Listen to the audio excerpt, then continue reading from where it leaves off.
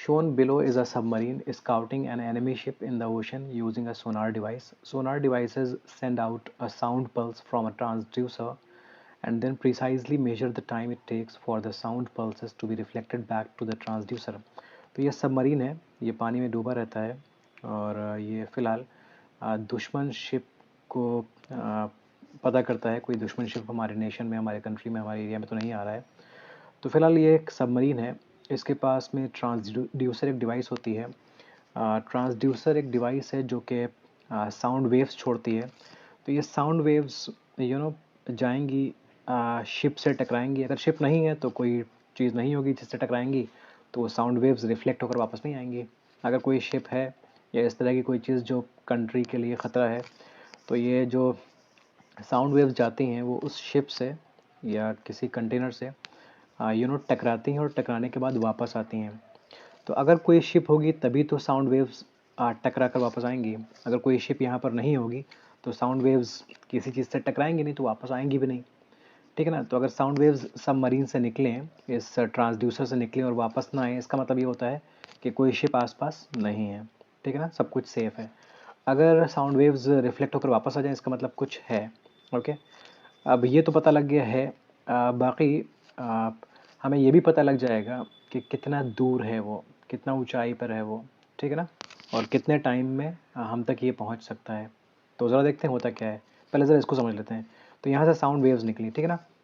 अब पानी में जो साउंड होता है उसकी स्पीड 1500 मीटर पर सेकंड के अप्रॉक्सीमेट होती है, और वही चीज़ यहाँ लिखी भी हुई है कि पानी में जो साउंड वेव्स हैं, जो सोनार से साउंड वेव्स निकल रही हैं, उनकी स्पीड 1500 मीटर पर सेकंड है। ठीक है ना। तो मान लेते हैं यहाँ से साउंड निकलता है, इसकी स्पीड ये है, तो इसको यहाँ जाने में और आने में कुछ टाइम लगेगा। ठीक है ना। तो हमको साउंड की स्पीड भी मालूम है, हम टाइम भी पता कर लेंगे कि 1 सेकंड के बाद साउंड आता है रिफ्लेक्ट होकर, या 2 सेकंड्स में या 3 सेकंड्स में। तो जब स्पीड भी मालूम है और टाइम भी मालूम है, तो स्पीड और टाइम की हेल्प से हम डिस्टेंस पता कर लेते हैं कि कितना डिस्टेंस है शिप का सबमरीन से। आई होप आपको बात तो समझ में आ गई।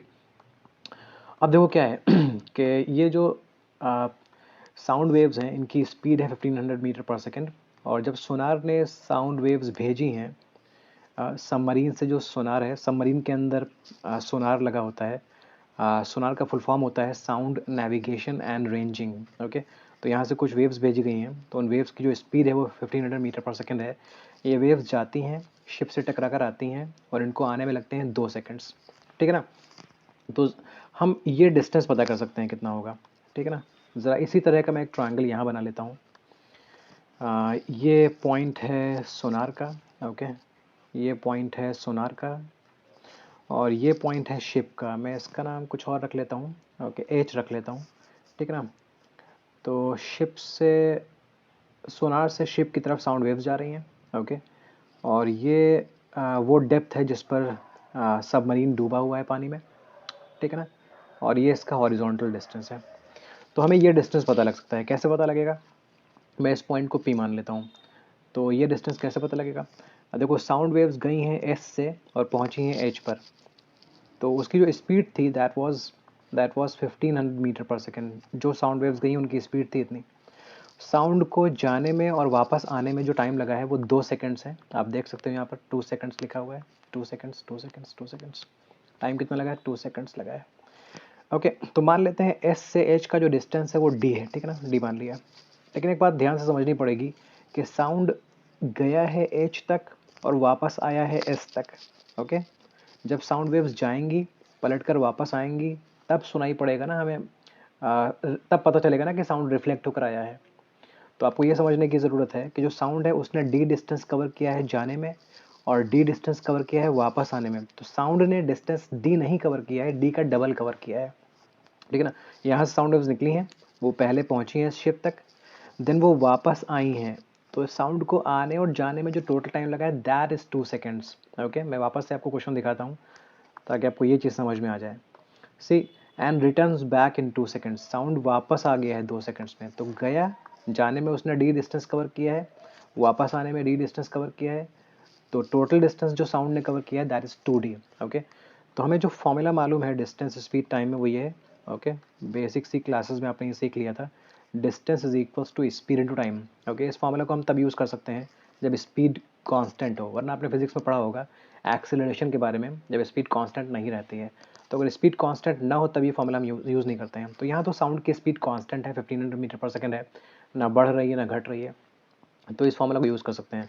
तो कितना डिस्टेंस कवर किया है साउंड ने, डी डिस्टेंस गया है, डी डिस्टेंस आया है, तो 2d डिस्टेंस कवर किया है। डिस्टेंस की जगह 2d लिखा जाएगा, डी नहीं। स्पीड कितनी है साउंड की, 1500। टाइम कितना है, 2 सेकेंड्स। तो ये 2 और ये 2 कैंसिल हो गया, तो डिस्टेंस हो गया 1500 मीटर्स। तो ये जो एच एस है ना, ये हमको पता लग गया, ये एच से एस की दूरी 1500 मीटर्स है। आई होप ये क्लियर है। नेक्स्ट यहाँ पर लिखा था and the submarine is diving at a depth of 750 meter below the sea level. तो सबमरीन यहाँ पर है और सी का लेवल यहाँ पर है, ठीक है ना। तो ये जो गहराई है ना, ये दी हुई है 750 मीटर्स। तो अगर ये 750 है तो ये भी होगा 750, ये भी होगा 750 और ये भी होगा 750। तो जो मैंने यहाँ पर ट्रायंगल दिखाया है इसमें ये कितना होगा, 750 हो जाएगा मीटर्स, ठीक है ना। अब जानना क्या चाहते हो, आप जानना चाहते हो कि ये अल्फ़ा कितना होगा। ये जो यहाँ पर एंगल है ये अल्फ़ा एंगल है, तो ये एंगल अल्फ़ा कितना होगा। तो ज़रा देखो हमें ये एंगल अल्फ़ा फाइंड करना है, और एंगल अल्फ़ा के ठीक सामने जो चीज़ है वो होती है परपेंडिकुलर। अक्यूट एंगल के ठीक सामने जो साइड होता है उसको हम बोलते हैं परपेंडिकुलर। परपेंडिकुलर बता दिया गया है हमें 750 मीटर्स। 90 के ठीक सामने जो होता है उसको हम बोलते हैं हाइपोटेन्यूज, वो भी गिवन है। तो परपेंडिकुलर गिवन है, हाइपोटेन्यूज गिवन है। ये परपेंडिकुलर और हाइपोटेन्यूज कहाँ आता है, साइन में, कॉस में, टैन में, मालूम होगा आपको, साइन में आता है। साइन होता है परपेंडिकुलर अपॉन हाइपोटेन्यूज, तो हम साइन की हेल्प ले लेते हैं। ओके, साइन थीटा होता है परपेंडिकुलर अपॉन हाइपोटेन्यूज। जिस फिगर की हम बात कर रहे हैं वहाँ पर थीटा अल्फा है, मतलब ये एंगल अल्फा है, तो इसको हम लिखते हैं alpha is equals to perpendicular. Perpendicular कितना है परपेंडिकुलर है 750 और हाइपोटेन्यूज है 1500।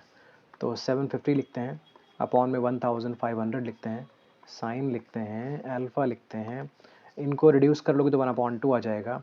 अब आपको मालूम है कि 1/2 साइन में कब आता है, ट्रिग्नोमेट्रिक टेबल याद कर लिया होगा, नहीं याद किया है तो डिस्क्रिप्शन में देख लेना, मैं लिंक लगा देता हूँ, आप उसे याद कर लो। याद करने की ट्रिक बताऊँगा मैं, तो आप डिस्क्रिप्शन चेक कर सकते हो।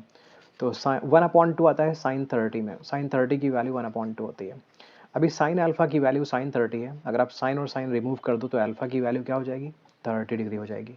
तो आपको अल्फा चाहिए था, मिल चुका है, उम्मीद है क्लियर होगा। नहीं क्लियर है तो आप कमेंट सेक्शन में बताइए।